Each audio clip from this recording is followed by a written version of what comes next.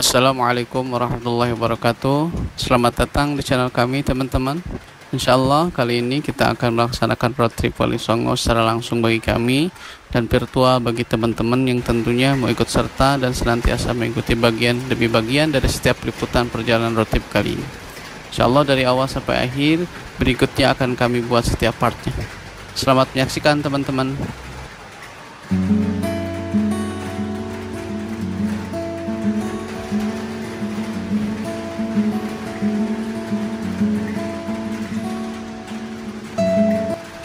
Segala persiapan sudah kami sediakan dari mulai lahir sampai batin. Secara lahir, tentu seperti yang tampak dalam video awal, kita sudah persiapkan barang-barang yang akan menunjang pada setiap kegiatan-kegiatan kami selama road trip. Mulai dari penambahan kasur, bantal, dan selimut. Kemudian kami persiapkan juga alat penunjang konsumsi, seperti alat penanak nasi dan alat memasak air listrik otomatis. Di samping kita sudah persiapkan makanan-makanan instan, air galon, dan jenis lainnya. Kami persiapkan semua itu karena kami memperkirakan perjalanan ini akan kami tempuh lebih dari 4 hari 3 malam. Secara darurat, persiapan tadi akan sangat membantu kelangsungan perjalanan kami. Tak kalah pentingnya juga, kondisi mobil kami persiapkan jauh-jauh hari. Mulai pemeriksaan angin pada ban, BBM ataupun solar, dan lain sebagainya. Secara batin teringkas sesuai dengan kisah dalam satu riwayat mengenai Umar bin Khattab radhiyallahu anhu. Pernah dikisahkan pada zaman dahulu Khalifah Umar radhiyallahu anhu, jika mendapati ada seseorang sahabat yang bersaksi atau berinformasi bahwa fulan itu orangnya begini dan begini, lantas Umar radhiyallahu anhu bertanya kepada sang pemberi saksi, apakah kamu pernah bepergian bersampar dengannya? Jika sahabat tersebut berkata belum pernah, maka Umar radhiyallahu anhu akan berkata, kamu telah berbohong. Dan jika sahabat itu berkata pernah, maka Umar radhiyallahu anhu akan mengambil informasi atas kesaksiannya secara detail. Lantas, apa hubungannya antara road trip atau safar dengan persiapan batin kami? Dalam safar tentu kita akan menemukan berbagai macam tantangan, halangan, rintangan, baik yang tak terduga maupun yang terduga, baik suka maupun duka. Terlebih safar kali ini, safar terlama yang pernah kami lakukan. Dari safar kita akan paham karakter seseorang. Dalam safar karakter seseorang akan nampak terlihat jelas, kelihatan akan kesabarannya, kelihatan akan ketawakalannya, kepeduliannya, keimanannya, kedermawanannya, kesolidaritasannya, kekuatannya, dan lain sebagainya. Misal kesabaran, ada anggota di rombongannya lambat jalannya, apakah dia akan menunggu? Misal ketawakalannya, ketika di jalan mengalami kehilangan sesuatu barang, apakah dia suka mengeluh? Misal kepeduliannya, ada anggotanya yang sakit ketika di jalan, apakah dia peduli? Misal dalam keimanannya, ketika masuk atau sholat dan menjaga adab selama perjalanan, apakah dia akan sabar? Misal dalam kesolidaritasannya, ada salah satu anggota yang terkena masalah di jalan, apakah dia akan turun tangan, dan lain sebagainya. Tentu kesimpulannya, dalam safar kita akan menemukan halangan, rintangan, dan hambatan yang ada dalam safar. Merupakan suatu keharusan yang harus terjadi dalam mesti disikapi. Sebagaimana kehidupan di dunia ini yang dikatakan seperti seorang yang ada dalam perjalanan, maka janganlah kita terlena dalam hidup ini.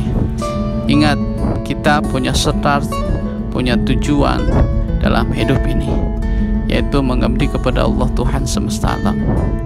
Dari sinilah perjalanan ini dimulai.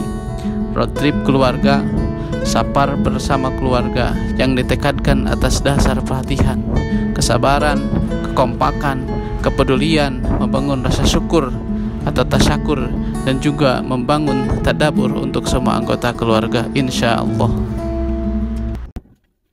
Bismillahirrahmanirrahim. Bismillahirrahmanirrahim.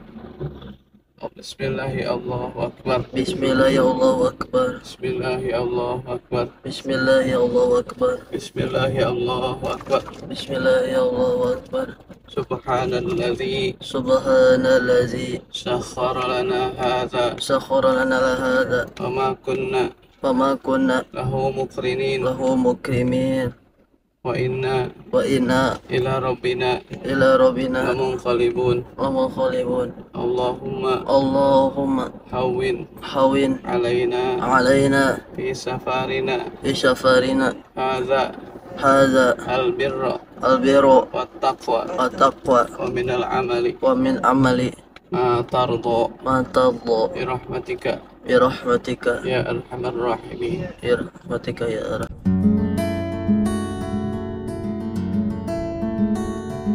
Sebelum kami melalui setiap bagian perjalanan road trip ini atau bagian perjalanan atau yang berkaitan dengan segala amal ibadah, tentu kami selalu melakukan doa, bertawasul, mengirim doa, mengirim Fatihah kepada Nabi kita Muhammad SAW, kepada anbiya, kepada putusan, kepada nabi, sahabat dan yang lainnya. Terlebih dalam perjalanan Wali Songo kali ini, secara totok kromo atau adaban tak luput kami berziarah kepada leluhur-leluhur kami, ahli kubur dari orang tua dan kakek kami secara langsung dan tidak langsung. Perlu kiranya teman-teman kami akan sampaikan sedikit materi tentang apa yang akan kami lakukan saat ini. Kenapa ziarah? Apa maksudnya ziarah? Bagaimana adab dan tata krama dan tata cara ziarah?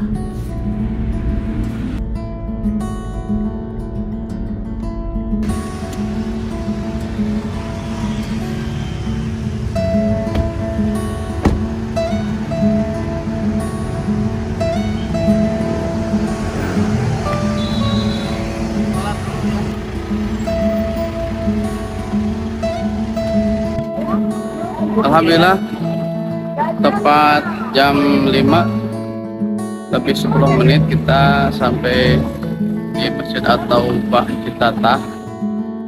Kita melaksanakan sholat subuh dulu di sini.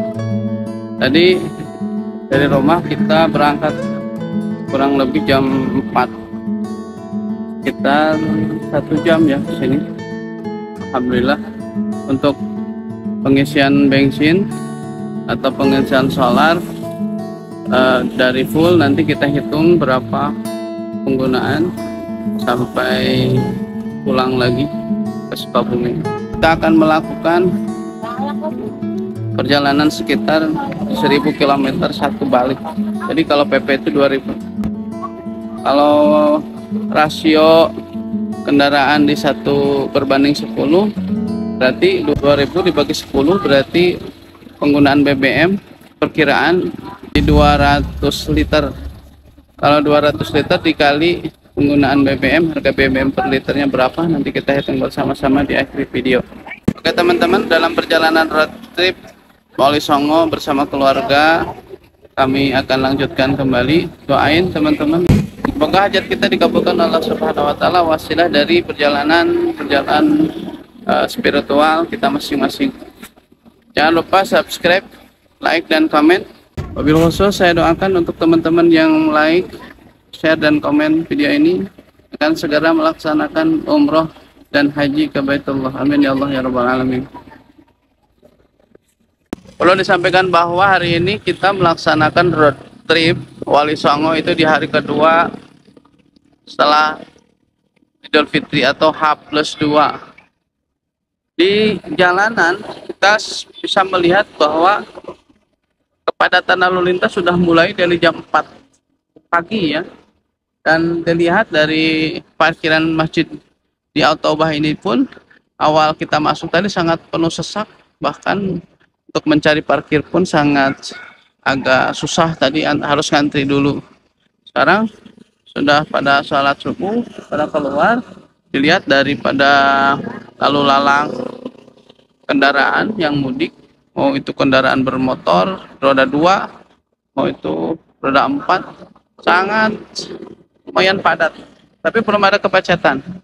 Ini diperkirakan kemacetan akan terjadi di jam 7 ke atas di daerah Citatah ini, karena kemarin juga ketika kita silaturahmi ke Cianjur jam 11 sampai jam 1 itu macet total di wilayah perempatan, dari perempatan Warung Pandang sampai pasar Gekrong, teman-teman. Subhanallah, Masya Allah, tabarakallah, inilah salah satu kenikmatan, sensasi dari liburan mudik. Semoga teman-teman semua sehat walafiat, diberikan rezeki yang banyak, keberkahan, dan bisa melaksanakan silaturahmi ke sanak keluarga dimanapun juga. Oke teman-teman, kita lanjut. Ini kita sudah pada masuk, anak-anak kita dapat masuk pada tidur.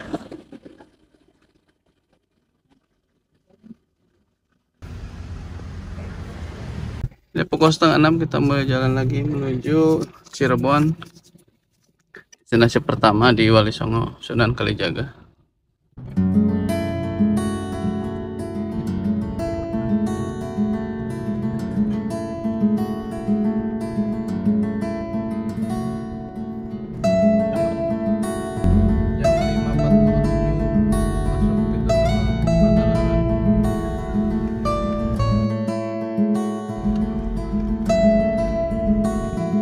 Tol pertama Padalarang. Nanti kita akan update nanti habis berapa sampai di tujuan pertama, nginep di Kudus.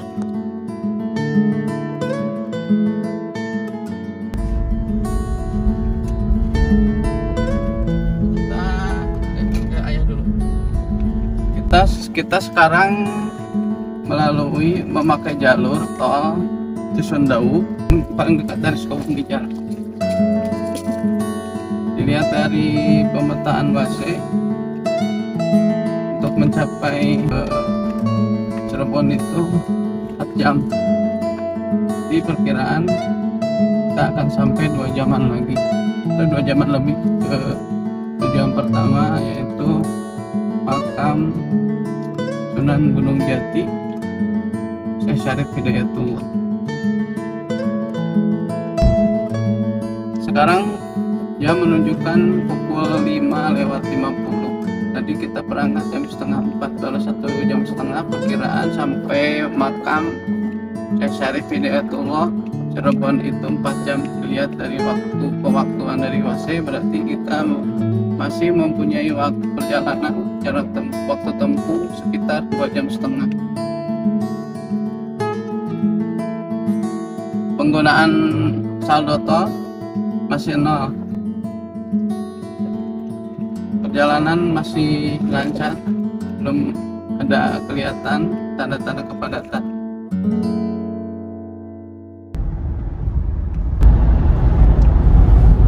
Kita melaju di tol Padalarang ya.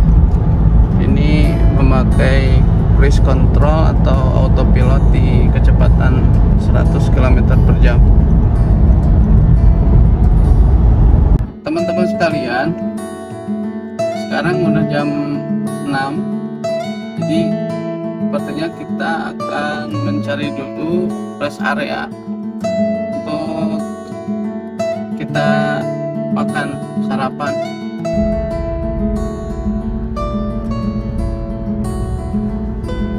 Baik teman-teman, mari kita lanjutkan perjalanan, sekaligus izinkan kami untuk berbagi sedikit tentang pematerian ziarah. Teman-teman sekalian, ada salah satu pernyataan sekaligus perintah, ibadah harap dibekali dengan ilmu. Karena tanpa ilmu kita tidak akan tahu mana yang sah dan mana yang tidak sah. Kita tidak akan tahu mana yang salah, mana yang sah atau benar. Bahkan tanpa ilmu semua perbuatan akan menjadi mudarat. Mudarat adalah salah satu perbuatan yang tidak berarti dan cenderung berbahaya. Hal ini senada dengan yang disampaikan Abu Bakar As-Siddiq yang menyatakan bahwa tanpa ilmu amal tiada gunanya, sedangkan ilmu tanpa amal adalah hal yang sia-sia. Yang dimaksud dengan sia-sia yaitu sebagaimana yang dijelaskan dalam kitab Zuhad yang juga merujuk pada amal yang tertolak, senada dengan yang disampaikan Ibnu Ruslan. Wa kullu man bi ghairi ilmin ya'malu amaluhu mardudatun la tuqbal, yang bermakna barang siapa yang beramal tanpa ilmu maka amalnya akan tertolak. Servis mobil contohnya, pada orang yang tidak tahu ilmu mobil maka mobil tersebut akan menjadi bongkahan dan bisa masuk pasar luak saja. Salat jenazah, ketika tidak tahu ilmunya, salat jenazah tersebut mungkin bisa akan jadi melakukan ruku dan sujud. Orang akan melakukan salat tidak mengetahui ilmu salat akan menjadi sia-sia dan dalam tanda petik lalai dalam salatnya, yakni salat yang tidak akan memakai ilmu salat. Orang mau zakat tidak tahu ilmu zakat, sudah keluar biaya tapi tidak dapat apa-apa. Orang mau melakukan puasa tidak tahu ilmu puasa, dapatnya hanya lapar dan dahaga.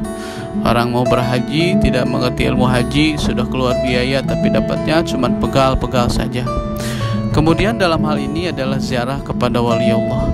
Kami melaksanakan ziarah ini bukan berarti tanpa bimbingan para guru dan ilmu. Dalam hal ini banyak beberapa pendapat kita mungkin sudah mengetahui sebelumnya. Ada beberapa sanad yang berbeda tentu dengan kaul yang membolehkan atau tidak menyarankan. Maka dari sudut pandang dan dari tuntunan ilmu yang kami dapatkan dari sanad guru-guru kami, ziarah mempunyai maksud dan pengertian khusus dan mungkin menjadi perbedaan dengan teman-teman yang bersanadkan atau menyandarkan kepada kaul kebalikannya. Semoga perbedaan menjadi rahmat untuk kita semua, amin. Ziarah bagi kami adalah membuat pelantara dan mengaitkan maksud kita kepada para rasul atau para nabi atau para wali atau kepada para solehin, dengan tujuan supaya tersegerakannya dijabah oleh Allah Subhanahu wa ta'ala. Lantas permintaan doanya apa saja?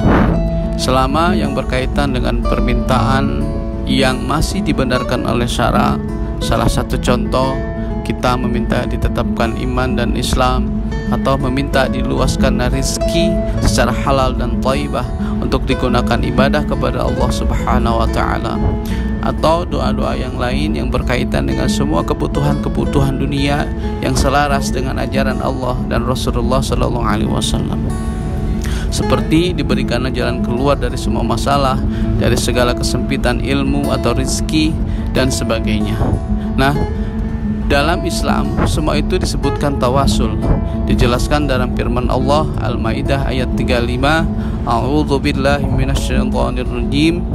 Ya ayyuhalladzina amanu taqullaha wabtaghu ilaihil wasilah.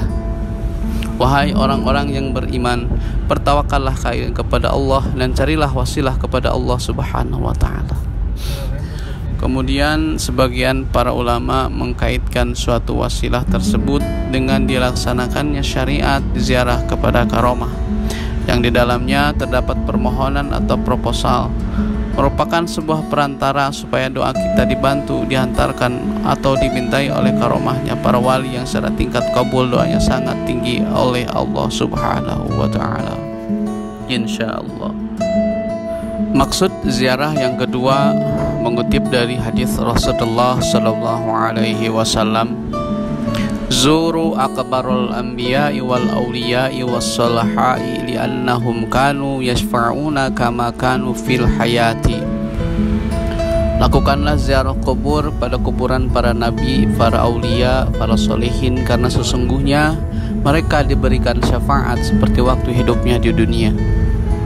Maka tidak ada bedanya antara dari dunia sampai akhirat, malah semakin memberikan syafaat kepada kita melebihi ketika masih di dunia, sehingga kudrat Allah memberikan kemampuan untuk arwahnya seperti waktu hidup. Ditukil dari manaqib Tafrizul Khatir fi manaqib Sayyidi Syekh Abdul Qadir Jailani, inna arwahal anbiya'i wal awliya'i yatajassaduna katajasudil ajsad.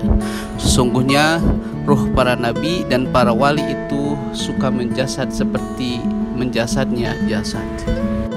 Maksud ziarah ketiga adalah sejak mengikuti sunat Kangjeng Rasulullah sallallahu alaihi wasallam. Diriwayatkan bahwa Rasulullah sallallahu alaihi wasallam suka berziarah di dikutip dari hadis Muslim juz awal halaman 358 bahwa Rasulullah dalam akhir malam suka berangkat ziarah ke Baqi.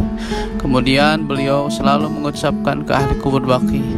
Beliau mengucapkan assalamualaikum dara qaumin mu'minina wa atakum ma tu'aduna ghadan mu'ajjaluna wa inna insyaallahu bikum lahiqun. Assalamualaikum, wahai tempat yang bersemayamnya kaum mukmin. Telah datang kepada kalian janji Tuhan yang sempat ditangguhkan esok, dan kami insyaallah akan menyusul kalian. Lalu setelah membacakan salam, Rasulullah SAW pun menyambung dengan ziarah kubur bersama doa-doa yang memiliki arti Allahumma gfir li ahlil baqi'il gharqad. Ya Allah, ampunilah orang-orang yang bersemayam di Baqi. Wallahu a'lam. Maksud ziarah yang keempat sesuai dengan yang telah kami kutip dari buku panduan ziarah keluarga besar Pamijahan Tasikmalaya, bahwa dikatakan di buku tersebut suatu ketika kita sudah meninggal dunia, semua yang sudah kita ziarahi akan pada datang menemui kita di alam barzah. Amin ya rabbal alamin. Teman-teman, begitulah kiranya yang dapat kami sampaikan dari maksud ziarah, mulai dari yang pertama sampai yang terakhir, agar kita harus memahami dan jangan sampai keliru seperti halnya kaum Zahiliyah atau zaman animisme, dinamisme, bahkan zaman Hindu Buddha. Kenapa yang jadi persoalan melencengnya, yakni mereka atau bagian dari kita tersebut akan ditilai melenceng ketika kita menyembah kepada zatnya makom itu sendiri. Na'udzubillah min zalik. Dan lupa kepada yang sebenarnya harus kita ibadahi, yakni pencipta alam semesta Allah Subhanahu wa ta'ala.